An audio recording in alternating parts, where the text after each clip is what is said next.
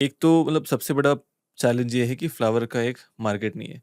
दूसरा फ्लावर का है कि ऑर्गेनाइज़्ड मार्केट नहीं है। दूसरा है कि मानो मैं फ्लावर खरीद लिया, फिर उसको कट करने के बाद वो मेंटेन करना होता है, फिर वो कुछ ही दिन रहता है। मतलब वो एक और चीज़ थोड़ा एक प्रकार से बुरा लगता है कि शेल्फ लाइफ़ उसका कम रहता है।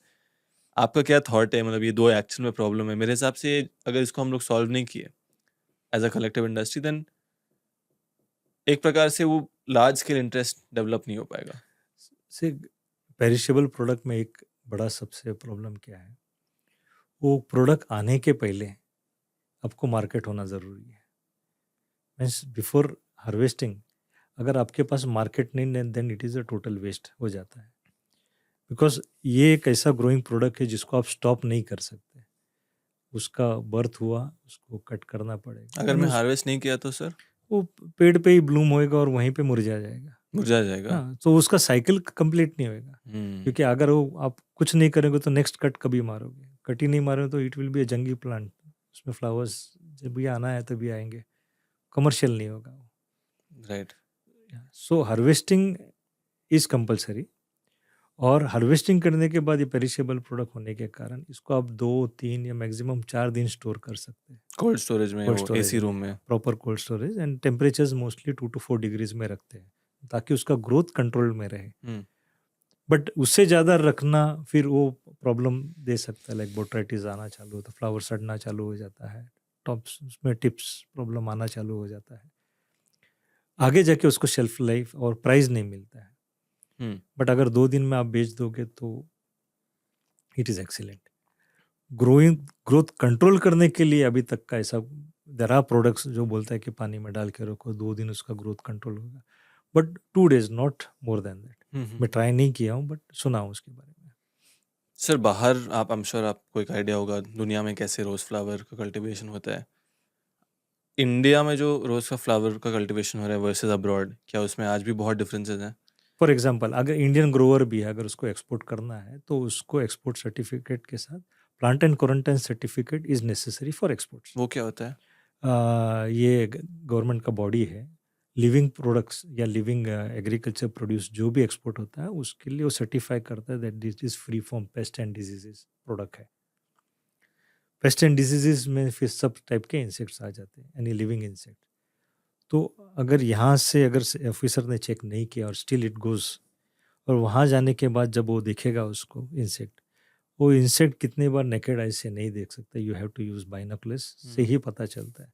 अगर उसमें वो कीड़ा मिला है और वहाँ के हिसाब से it is danger for that country, so वो आपको बोलेगा कि ये फाउंड सो एंड सो ऐसा इंसेक्ट मिला है हमको, या ये शिपमेंट आप वापस लेके जाओ या डिस्ट्रॉय करो।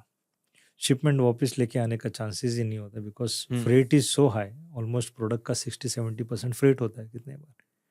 तो वो उसको destroy is the only option. कोई-कोई कंट्री में उसको फ़ूमिगेट करते हैं जाने के बाद। फ़ूमिगेट करने के बाद उसका कॉस्ट है हुँ, और प्लांट क्वालिटी डिटोरिएट हो जाता है। जो वास्ट लाइफ 10 दिन होगा वो 7 दिन पे आ जाता है। But interesting, product is not healthy then. ऐसा। इंटरेस्टिंग। सर हम डिस्कस तो किए कि मतलब 1 एकड़ में 15 लाख आप कमा सकते हो कम से कम। मैं जी, अज़्यूम कर रहा हूँ अच्छे से आप कर रहे हो तो 20-25 लाख पर एकड़ भी हो सकता है। जी। लेकिन थोड़ा डिस्कस करते हैं कि इसके ग्राउंड लेवल पे चैलेंजेस और प्रॉब्लम्स क्या आते हैं? क्योंकि आई थिंक मेजर तो आपसे जो एक सीख है कि जो हर ऑलमोस्ट हर एक्सपर्ट बोलता है कि आपको ग्राउंड पे एक्टिव होना ही पड़ेगा। बट जब मैं ग्राउंड पे एक्टिव हूँ तो एज़ अ रोज़ फार्मर मुझे क्या-क्या तकलीफ़ आते हैं, क्या-क्या चैलेंजेस आ सकते हैं? आप कई साल से कर रहे हैं तो वहाँ पे थोड़ा लाइट दीजिए। सी एक तो geographical location 1, then infrastructure. Geographical location में डिस्कस करते हैं। सर हाँ, जैसे मेजर महाराष्ट्र, कर्नाटका, या भारत में और कहाँ-कहाँ हम रोज़ कर जहाँ सकते पे हैं? भी ये क्लाइमेटिक कंडीशंस आपको मिलेगी, 15 आप से 35। वहाँ मिले, और ये डे एंड नाइट के टेम्परेचर अगर है तो it is an ideal place to grow. Elevation होना ज़रूरी है सर? अगर ये आपको 400 पे भी मिला तो प्रॉब्लम नहीं है। अगर कितने बार तो आप ऊपर भी जाते हो, means above 800 900, but wind velocity अगर ज़्यादा है तो आपका ग्रीन हाउस उतना विंड को झेल सकेगा या नहीं, अदरवाइज वहाँ पे रोज़ प्लास्टिक पेपर आपका फटने का चांसेस है, एंड वो एक एडिशनल कॉस्ट हो जाता है। 600 700 इसके लिए, मतलब इंडियन कंडीशन में यहाँ पे इतना विंड वेलोसिटी नहीं होता है हुँ, हुँ। जिस ये एल्टीट्यूड पे। सो ये आइडियली प्लेस समझते हैं। बट अगर इंडिया में आपको अगर कोई ये जगह मिलता है जो 900 स्क्वायर मीटर्स पे भी है और हवा इतना नहीं है, then it becomes more better, और वहाँ का head size will be really better than अपने रीजन से। हम्म, बट एक है, the cooler the climate the productivity less, hotter the climate productivity more, वैसे। ऐसा जी। उल्टा यूजली लोग या कहते हैं। नहीं, क्योंकि आप जितना कोल्ड में जाओगे तो उतना टाइम लेगा फ्लावर तैयार होने में। हम्म, समझो आज बेंगलोर का ये क्लाइमेट है, यहाँ पे 40 या 55 या 60 डेज में फ्लावर होता है। आप जितना हाई एल्टीट्यूड में जाएगा, दिस 55 कैन बी 65 और 70 डेज। और उसका हेड साइज अगर आपका यहाँ पे 5 सेंटीमीटर का फ्लावर है, वो फ्लावर का सेंटीमीटर हो सकता है 6 या 7 रुपया ज्यादा टाइम सेंटीमीटर, लेते हो, ज्यादा बड़ा होता है। ज़्यादा बड़ा होता है। उसका भी अलग डिमांड है एंड उसका भी प्राइसिंग अलग है। नाउ अगर आप देखते हो तो छत्तीसगढ़ साइड में भी होने लगा है, यूपी में भी उगाते हैं, आप जैसा तमिलनाडु में भी उगाते हम्म, हैं। सो जहाँ जहाँ अभी फार्मर्स एजुकेट होते जा रहे हम्म, हैं, जहाँ जहाँ उनको स्टडीज हो रहे हैं, hmm. Everybody is trying. Climate आपने एक चैलेंज मेजर बोल दिया, क्लाइमेट के अलावा और कुछ चीज़ ध्यान में रखना है? सबसे बड़ा आज की तारीख में, आपके पास पैसा है, आप सब कुछ करते हो, but labour is the biggest challenge on date, अच्छा, बिकॉज लेबर्स नहीं मिल रहे हैं। कितने लेबर लगते हैं सर रोज में 1 एकड़ में? 1 एकड़ में अगर बराबर से करे तो 5 to 6 लेबर इज, मेरा 5 कैलकुलेशन चलता है वीक से 1000 स्क्वायर मीटर के पीछे एक लेबर, 1000 स्क्वायर मीटर के पीछे पीछे एक लेबर, एक वन लेबर। लेबर। लेबर का मेजर काम होता है स्प्रेइंग और cutting, spraying, cutting, then packing भी आता है उसमें। पैकिंग। हाँ, तो ये हार्वेस्टिंग के बाद वही दोपहर को बैठ के पैकिंग करके step by step post harvest का क्या क्या प्रोसेस से होता है टिल द मार्केट, समझा दीजिए। ओके। जब हार्वेस्टिंग करते हैं उसके पहले ही अगर आप देखो तो वहाँ पे ग्रीन हाउस में उन लोग बकेट में पानी डाल के रखेंगे। बकेट में पानी इसके लिए बिकॉज द मोमेंट आप उसको हार्वेस्ट करते हो, उसको पानी में डालोगे तो वो डिहाइड्रेट नहीं होगा, वो पानी सक करेंगे, it will immediately. Be healthy. वो पानी भी देखना होता है कि it should not be hot water, it should be ambient temperature, और कोल्ड टेम्परेचर जितना रहेगा उतना अच्छा। वहाँ से उसको लेके पैक हाउस में आते हैं, ऐसा trend and as a policy. उसको पैक हाउस में आने के लिए बाद उसको प्री कूलिंग में रखना होता है, लेट बिकॉज बाहर जो टेम्परेचर 35 में था, जब अंदर आ जाएगा तो अचानक कोल्ड में नहीं जाएगा, उसको एम्बिएंट टेम्परेचर 10-15 तक का ला के then we allow it for cooling. 6 घंटे का कूलिंग होने के बाद it becomes healthy, hardy plant होता है। उसके बाद हम लोग उसका डीलीफिंग करते हैं। डीलीफिंग यानी नीचे से 25 सेंटीमीटर तक के प्लांट डीली पत्ते जो होते हैं निकाल देते हैं। उसका देन स्टेम वाइज ग्रेडिंग होता है, 40, 50, 60 सेंटीमीटर्स में हम लोग उसको बाइफरकेट कर देते हैं और फिर बंडल करते हैं। 40 का 20 स्टेम्स का बंडल होता है, उसको रैप करा के देन अगेन उसको फ्रेश कट मार के में से इक्वल नीचे बॉटम में इक्वल आया ऐसे कट मार के पानी में रख के वापस कोल्ड रूम में रख देते हैं। अगर आपके पास ऑर्डर है, थोड़े टाइम के बाद उसको पैक करा के, कोरोगेटेड बॉक्सेस होते हैं, पैक करा के स्ट्रैप करा के we send to local market.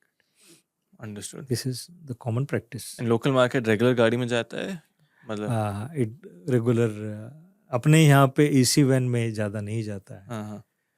Mostly export shipment होगा तो ही आदमी farmers send by AC van. Otherwise generally a trend is अपना जो टेम्पो होता है या ट्रक होता है फ्लावर्स उसमें जाते हैं। अंडरस्टूड। एंड सर, थोड़ा इरिगेशन और पानी रिक्वायरमेंट में बात करते हैं। फर्टिगेशन ज़्यादा डीप नहीं जाएंगे, बट मतलब इतने प्लांट, ऑलमोस्ट 30,000 प्लांट आपके 1 एकड़ में है, तो मेरे हिसाब से बहुत ही रिसोर्स इंटेंसिव क्रॉप होगा। या पानी बहुत ज़्यादा लगता है। एक एक प्लांट कितना पानी लेता है दिन का?